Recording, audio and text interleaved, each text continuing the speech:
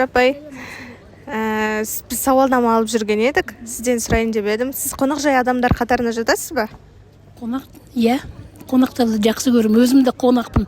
Осы Талдықорғанға келгенде уже 3 ай болды. 3 ай мында жүрмін қонақтап. Жақсы көрем, иә. Күшті, өзіңіз күнде күтесіз ба қонақ? Енді күнде күтпеймін. Анда-санда қонақтар келіп тұрады. Күтемін, жақсылап күтемін. Сіздің ойыңызша қонақжай адамдар қандай қасиеттерге ие болу керек деп ойлайсыз? Мен қалай енді? Өзім жақсы көргенде қонақтар оларды мені жақсы көрсін. Солай енді қонақтарды жақсы көрем. Иә, қалай енді? Шай беруге, иә, сыйластық.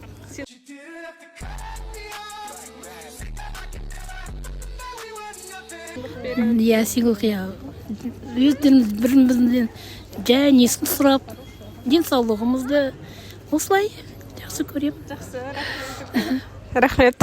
A few moments later. Сәлеметсіз бе апай? Қонақжайлық дегеніміз не?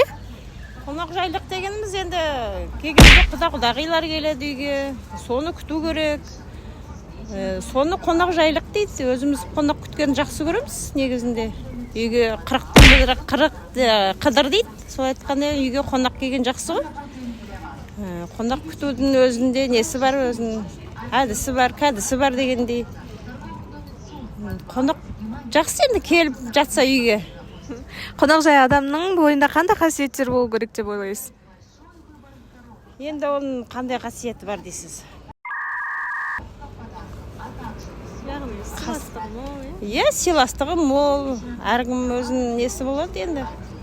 Сыйласымды болады. Тағы не болады? Тағы басқадай нелері болады енді. Көңіл ашық. Иә, көңіл ашық болады. Кейбір қонақтар мынандай болады, кейбірі басқадай болады, сол айтқандай. Бірақ та енді үй иесі біледі ғой. Үй иесі біледі. Үй иесінің көңіл күйі болса, қонақжайлық болады сонда.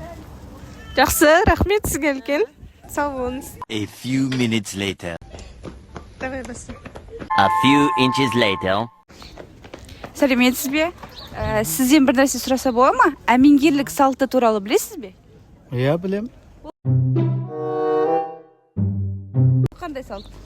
Ол енді кезінде қазақтар анау ағайынды кісінің жұбайы қайтыс болса, балаларын тентіретпейік деген мақсатпен. Інісінің әйелі қайтыс болса, ағасына күйеуі қайтыс болса, інісі қайтыс болса, әйелін ағасына үйлендіру сияқты ғой. Сол сияқты әмеңгерлік деп айтады. Жақсы, рахмет көп сізге. 12 seconds later. Бір сөзі бола ма апай? Әмеңгерлік туралы білесіз бе? Әмеңгерлік салты туралы. Иә. Мынаны түсіріп бір жаққа жіберейін деп жатсыңдар ма? Жібереміз апай. Басқа ешқайда жібермейді. Әмеңгерлік деген ол жаңағы нету. Например, қайнысы не қайтыс болады ғой? Соны ағасына, інісіне алып беру. Жаңағы сол үйде қалған келінді.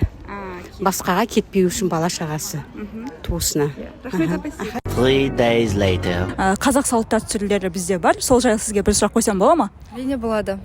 Қазақта барымта деген дәстүр бар. Сол дәстүр жайлы не білесіз? Барымтаны айтатын болсақ, ол бұрынғы заманда ата-бабаларымыздың жаңағы руластардың малы ұрланған кездегі жағдайды барымта деп атайды. Көп рахмет. Келесі кездескенше. Сау болыңыздар. 3 weeks later. Саламатсыз ба? Барымта жайлы не білесіз? Барымта дегеніміз ол бұрынғы кезде рулар арасында қақтығыс болғанда сол рулар арасындағы малдардың жымқырылуы, яғни жалпы айтқанда жылқы малының, яғни ұрлықпен әкетілуі деп білемін. Көп рахмет. Келесі кездескенше. Рахмет. Many months later. Сәлеметсіз бе? Ұрым бару дегеніміз не? Ұрым бару дегеніміз ол күйеу жігіт келін қалыңдығының үйіне тығылып барып кездесуі. Рахмет. 6.5 hours later. Бізге белгілі қазақ халқында өте көп салт дәстүріміз бар. Соның бірі әмеңгерлену. Сол жайлы естуіңіз бар ма? Қайырлы күн. Я, әрине естуім бар. Жесір әйел өзінің қайнағасына немесе қайнанысына үйленуі. Жақсы, рахмет жауабыңызға. 1 eternity later. Әмеңгерлену туралы естуіңіз бар ма? естуім бар, әйелі күйеуі қайтыс болса, соның бауырына немесе ағасына күйеуге шығу, бала шағасын жетім қалдырмау үшін сөйтіп жасайтын қазақтың ырымы бар. Жақсы, рахмет. 2000 years later. сәлеметсіз бе, сізден интервью алайын деп едім. Интервьюдің тақырыбы мал дауы туралы не білесіз? Мал дауы деген бізде ежелден келе жатқан ең үлкен проблемалардың бірі мал ұрлаушылық. Бізде ежелден бар. Мысалға бізде ежелгі уақытта бір түйе ұрлаған үшін 27 түйе және де бір қол ретінде салық төлеген болатын. Сол уақыттан бері бізде мал дауы деген үлкен проблема болып келеді. 3:28 AM. Сәлеметсіз бе, мен сізден интервью алайын деп едім. Жалпы интервьюдің тақырыбы мал дауы. Сол мал дауы жайлы не білесіз? Мал дауы дегеніміз ол мал мүлікке таластан шығады және де мал мүлікке қол сұғушылықтан пайда болады, мен білімше. Tomorrow. Құда түсу туралы, сол салт дәстүр туралы сұрайын деп едім. Сол туралы не білесіз? Енді менің білетінім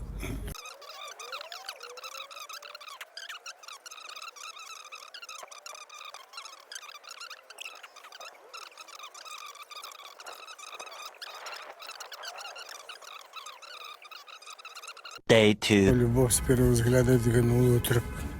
Ол бірінші деген сезім ол алдымды алдайды. Ол шын емес, қарау керек, адамды тану керек. Сосын жүріп таныған сайын сезім пайда болады. Түсіндіңіз бе, ертең семей құрғанда соны еске ал. Рахмет. Day 3. Сәлем сағай, сізден интервью алсақ деп едік. Саламатсыз ба?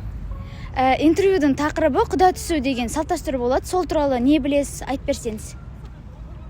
Құда түсу салт дәстүрі ол қазақтың табиғатына тән, ұлттық болмысына келіп саяды. Ол қыз бен жігіт бірінші ұнатқан кезде бір-біріне, екіншіден ата-ана бір-біріне алдын ала осы бекіткен кезде бұрынырақ бір-бірін таныған, білген отбасынан құда түскен.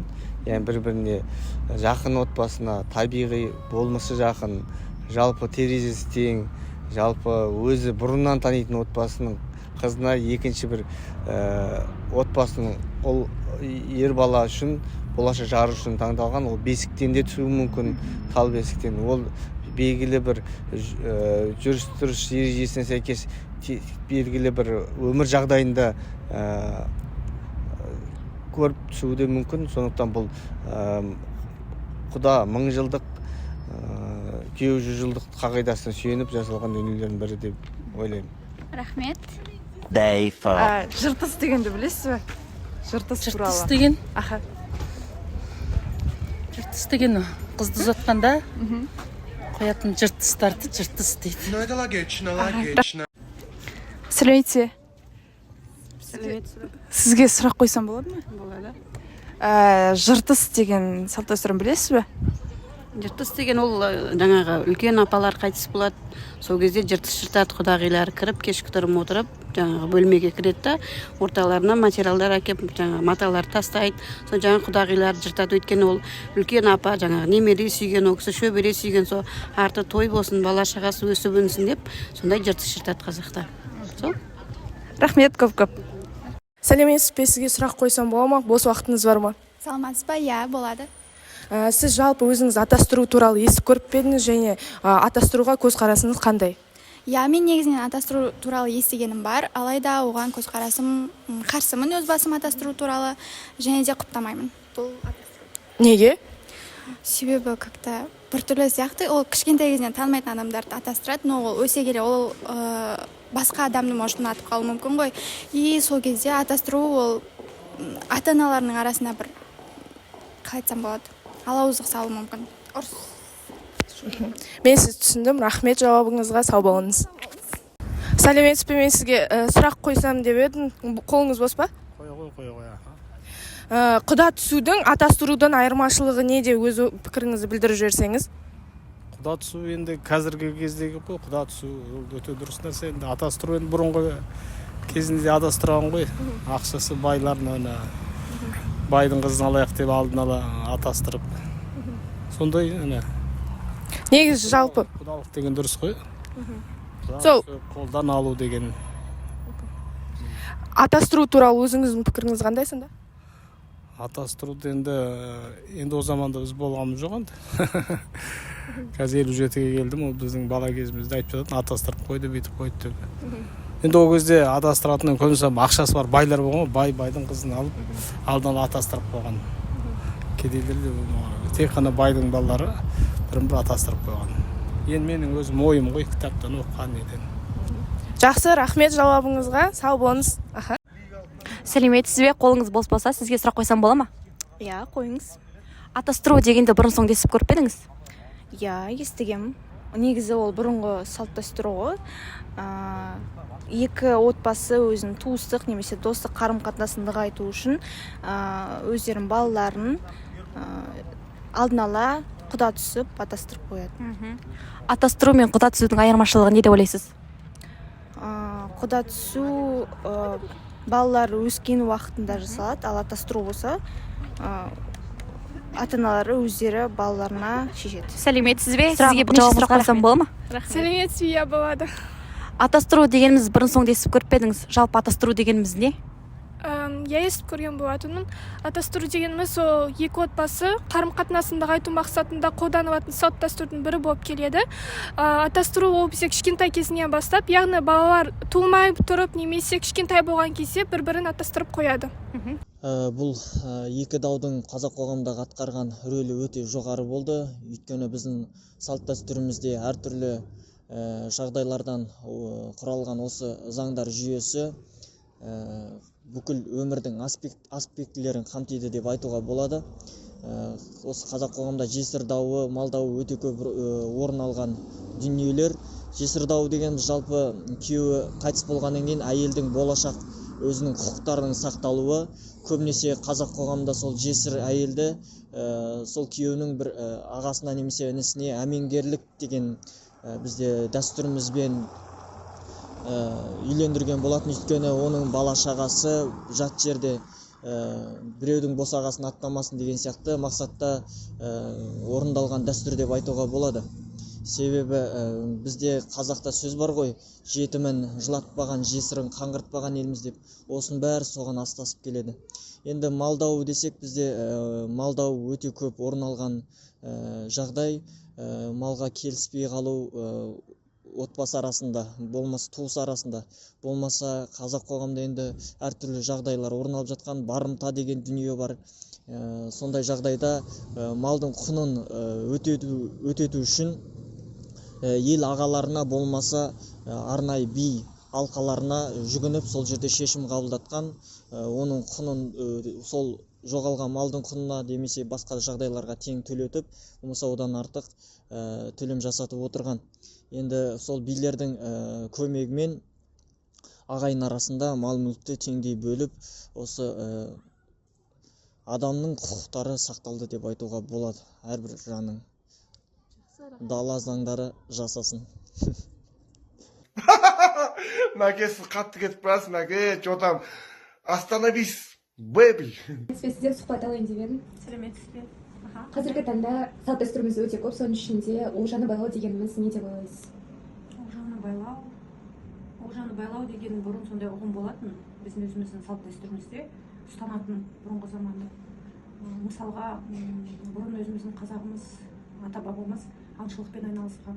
Сол кезде аң аулауға шыққан кезде, аңшылығы берекелі болған кезде бір бөлігін байлап қоятын. Сен аға, мен сізге қоятын сұрағым, шәкәрім және қазақ поэмаларындағы атастыру дәстүрі туралы не айтасыз?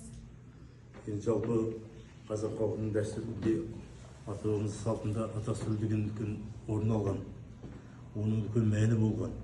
Себебі араласып танымайтын жер емес, жақсы араласқан адамдардың қыздарына атастыру деген кең етек жайған. Оның екі жағы бар. Бірінші тиімді жағы көріп біліп баланы жас кезінен өздері көңілдері жарастырып құда болады. Мысалы білесіңдер ғой, поэмалармен қатар көз ілікпеш баян сұлу жырын білесіңдер. Аң аулап жүріп білесіңдер ғой. Сарыбай мен Қарабай достасып құда боламыз дейді. Бірақ Қарабай кейін Қарабай көңіл қоймай боғазын атып маралды. Мерт болады. Бірақ оны қара ниетті Қарабай айтқан уәдесінен танып айнық болады. аяғы трагедиямен аяқталды ғой, білесіздер ғой. Жалпы көп нәрседе ғашықтар деген қазақ даласында болған, оны білесіздер ғой, тағы Еңлік Кебек, Қалқаман Мамыр, олардың барлығында трагедиямен аяқталып отыр. Себебі атастырмаған жерге барған үшін сүйгеніне қосылмаған, ол жаңағы бір жағы, тиімсіз жағы. Екінші жағы, тиімді жағы, жалпы қазақ баласын жат жұрт деп бағалаған, қызды сыйлаған, сол бақытты болуын тілеген. Әрине кез келген ата ана өзінің баласын бақытты болуын тілейді. Әсіресе қыз балаға барған жерінде жыламасын дейді, қыз бақытты болсын дейді, қыз өріс дейді. Сондықтан да атастырудың кейбір орынды тиімді жақтары бар. Себебі көріп біліп үйленген деген жақсы айтады ғой. Қыз өссе қыз жақсымен, ұл өссе ұл жақсымен көрші бол дейді. Сонымен қатар не қыл дейді, жақсы көру туыстың атын алма, тайын ал дейді. Тағы да қандай еді, менің қазір ойыма түспей отыр. Қайын ал дейді. Қайын ал деген сол қайын жұрты жақсы болса, жақсы болғанда міндеттері бай болу, басқадай болу шарт емес. Жақсы орта дәулетті болса да жақсы адамдар болу керек. Тәрбиелі адамдар болу керек. Соны көріп біліп жүріп, соның қызын ал. Текті жерден қыз ал дейді. Айтады ғой қазақ, тектік деген болады. Тексіз деген бар, тектік деген бар. Тектік жеті адамға туады дейді. Оның үстіне тектің текті болады, тектік жеті адам туады дейді. Сонымен қатар бұның тиімді жағы сол кейбір бақытты өмір сүреді. Екі жағы көріп біліп. Негізінен жастардың бақытты болу екі жаққа байланысты ғой. Келін түскен жақ пен қыз жатқан жақтың арасындағы ата-аналар ауызбіршілікті болса, бақытты болса, олар жақсы өмір сүреді. Сондықтан да оның тиімді жақтары бар. Енді поэмалардағы көбісі сол кездегі келеңсіз заманның келеңсіз көріністерін жазды, жағымсыз қылықтарын жазды. Ата салтында кейбір ауысып кеткен жағдайлары бар. Жалпы атастыру дегенді мен кейде қоштаймын. Қазір заманның өзінде жастар, достар бір-біріне араласқан адамдар қоя болып жатыр. Қазақ айтады, бай-байға қоятса, сай-сайға қояды дегенмен де байлықты емес мәселе. Жақсы адамдар кездессе, бақытты болуына солар екі жақта жауапты болады сонда. Жалпы енді қазір біздің ғасырда жаһандану кезінде немен бір-екі күн немен таныса салады, үшінші үйленеді, бір айдан кейін ажырасып жатыр. Арасында кім зардап шегеді? Сол екеуінің пайда болған нәресте бейкүнә сәби зардап шегеді, әкесіз өседі. Екі адам әке мен шеше арасындағы тартыстан баланың нервісі құриды, жаман өседі. Әкесі өскен бала жаман болады, жасық болады, көңілінде тұрады. Балалар үйін көріп жатсыңдар ғой, қазір әкелер емес шешелер тастап жатыр масқара болып. Әкесіне тастап жатыр балалар, шырылдатып. Сондықтан да бұл өте өзекті мәселе әрине. Оның бәріне бір сөзбен айтып түйіндеуге болмайды. Орында киноқта ол махаббат деген үлкен нәрсе. Американың жазушысы бар, Драйзер деген. Соны айтқаны бар. Махаббатта да майдандағы сияқты әркімнің өз тағдыры бар дейді. Дегенмен де адам өзі екі нәрсені қателеспеу керек. Бірі болашақ жар, екіншісі мамандық өмір бойы. Сізге қояр бір сұрағым бар еді. Осы Шәкәрім Құдайбердіұлының поэмасындағы жесір дауы жайында не айтасыз? Жалпы Шәкәрімнің біз екі поэмасын жақсы біледі. Қалқаман Мамыр, Еңлік Кебекке байланысты Старовицкийдің пьесасы бар. Өзінің Шәкәрім Құдайбердіұлының Еңлік Кебек поэмасы. Осы поэмада жалпы жесір дауы анық көрсетіледі. Себебі біз махаббатты Еңлік пен Кебектің арасынан іздейміз, бірақ ол кезде Еңлік аттастырып қойған. Бұрын білесіздер, қазақ салтында бел құда, бес құда деген құдалардың сөйлесі болған. Сондықтан оның Еңлік Кебекке ғашық болғанға дейін аттастырып қойған. Сондықтан Еңлік пен Кебектің тікелей жазалануына себептер болған осы жесір дауы мәселесі. Себебі ол жерде рудың намысы жатыр, ол жерде жаңағы Матай тобықты Найман арасындағы дау. Дау осы Еңлік пен Кебектің ғашық болуына байлап өтірілген тәмамдалады. Жақсы, рахмет. Сәлеметсіз бе? Шәкәрім поэмасындағы жесір дауы жайында не айтасыз? Мен ойымша жаңағы Шәкәрімнің поэмаларында, Еңлік Кебек, Қалқаман Мамыр поэмаларында жесір дауы жайлы айтылған. Қазіргі таңда біздің 21 ғасырда жесір дауы сирек кездесуде. Ол қуанатын жағдай болып саналады. себебі басқа әйелді күйеуінен тыс, күйеу қайтыс болғаннан кейін басқа адамға без ее воли дейді ғой, жіберу, ол бір білмеймін, жаман деп ойлаймын енді. Мен жаңағы ондай мен келіспеймін. Олжаны байлау дегеніміз қазақтың салт дәстүрінде бұрынғы ата бабамызда болған нәрсе. Сондай салт дәстүріміз, әдет ғұрпымыз болған. Бірінші оны көбінесе аңшылықта пайдаланған. Аңшылығы сәтті болған кезде жаңағы аңшылықтың бір бөлігін белгілі бір жерге байлап қоятын болған. Екінші, ол той томалақтарда қолданған. Той томалақта мысалы бір адам үлкен бір табысқа ие болған кезде ауылдастармен, көршілермен бөлісетін болған сол олжасымен.